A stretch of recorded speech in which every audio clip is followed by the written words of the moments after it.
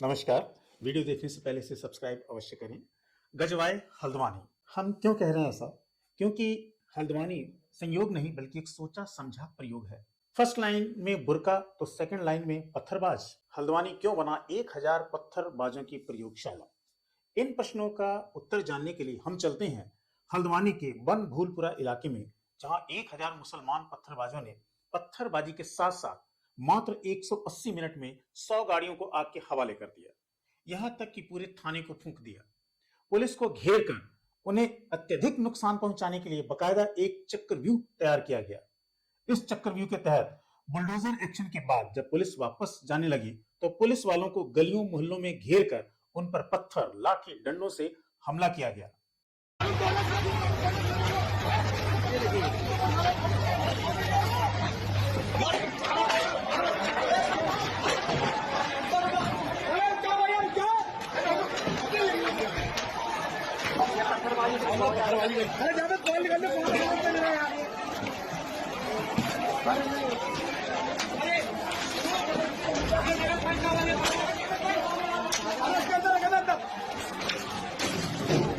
8 फरवरी को 4 बजे नगर निगम police team के साथ अवैध अतिक्रमण हटाने के लिए पहुंचती है। हंगामा की शुरुआत बुर्का पहने महिलाओं और बुजुर्गों ने की जो पहली पंक्ति में थे। उसके बाद 1000 पत्थरबाजों ने मोर्चा संभाला और पुलिस और प्रशासन पर टूट पड़े। आगजनी के लिए पेट्रोल बमों का खुलकर प्रयोग किया गया। ज्ञात हो, बाइक से पेट्रोल निकालकर पेट्रोल बम बनाना सबको नहीं आता है।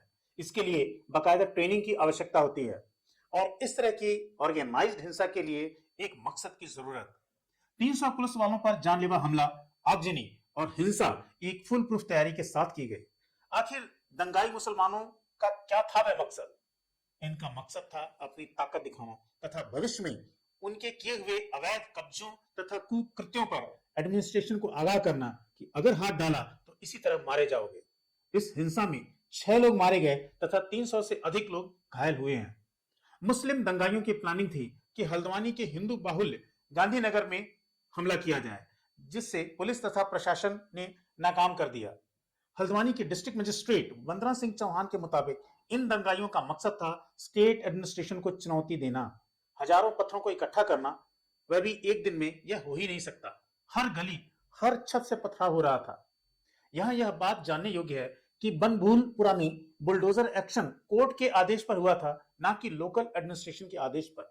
परंतु यहां नैरेटिव यह सेट किया जा रहा है कि उत्तराखंड की भाजपा सरकार ने अवैध मजारों तथा मस्जिदों को गिराने का आदेश दिया।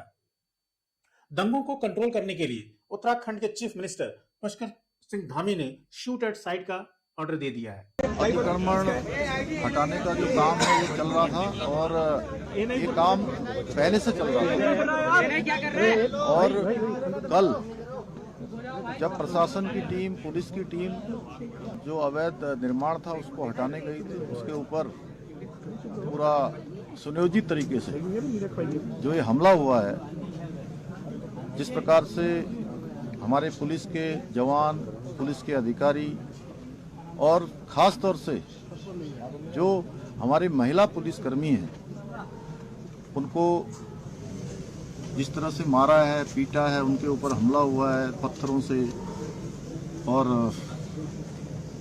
बंदूकों से,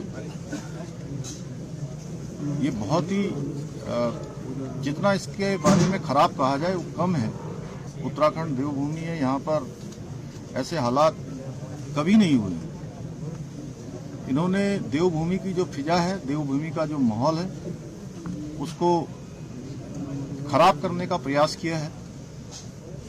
पूरी तरह से कानून तोड़ा है, कानून अपने हाथ में लिया है। पत्रकारों को भी पूरी तरह से उनके कैमरे तोड़े हैं, उनके साथ मारपीट की है। और मैंने आज सवेरे कुछ पत्रकार साथियों से बात करी फोन पर, तो उन्होंने बताया कि उनको जिंदा आग में झोंकने का भी प्रयास किया गया पकड़ के।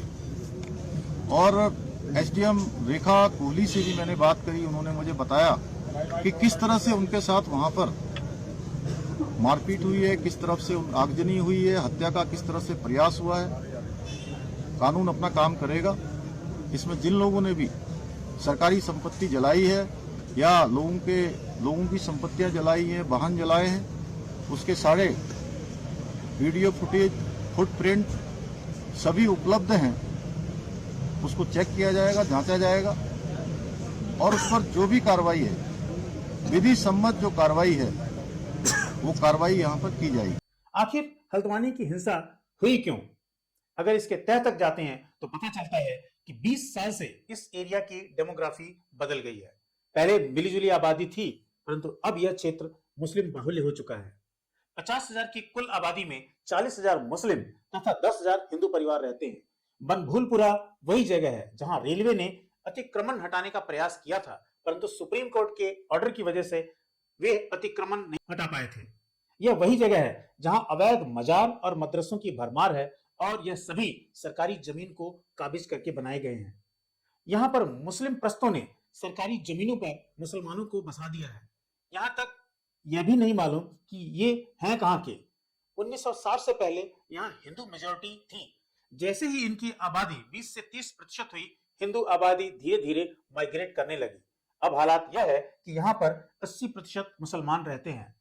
20 साल पहले दंगों के बारे में कोई सोच भी नहीं सकता था, परंतु 2014 में यहाँ पर पहली बार दंगा हुआ।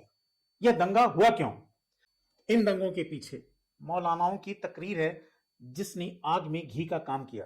अगर हल्द्वानी की डेमोग्राफी की बात करें तो आज हल्द्वानी में 65% हिंदू तथा 32% मुसलमान रहते हैं। हार जीत का फैसला हिंदू नहीं करते बल्कि मुसलमान ही करते हैं।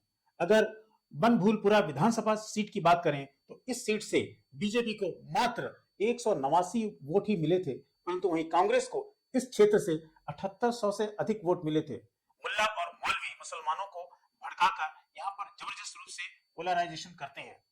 इस एरिया में मोदी योगी तथा राम मंदिर के नाम पर मुसलमानों को जबरदस्त रूप से भड़काया जा रहा है और भड़काने का काम शातिर मौलाना ही करते हैं।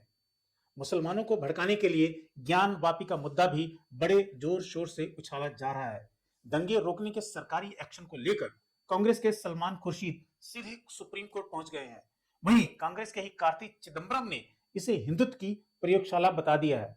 यह भी गजब है, दंगे फसाद मुसलमान करें और विपक्षी पार्टियां इसे हिंदुत्व की प्रयोगशाला बताएं। क्या कभी किसी ने सोचा था कि भारतीय राजनीति का स्तर इतना गिर जाएगा? विपक्षी पार्टियां महज कुछ वोटों के फायदे के लिए देश के इंटरेस्ट को दांव पर लगा देंगे। नमस्कार।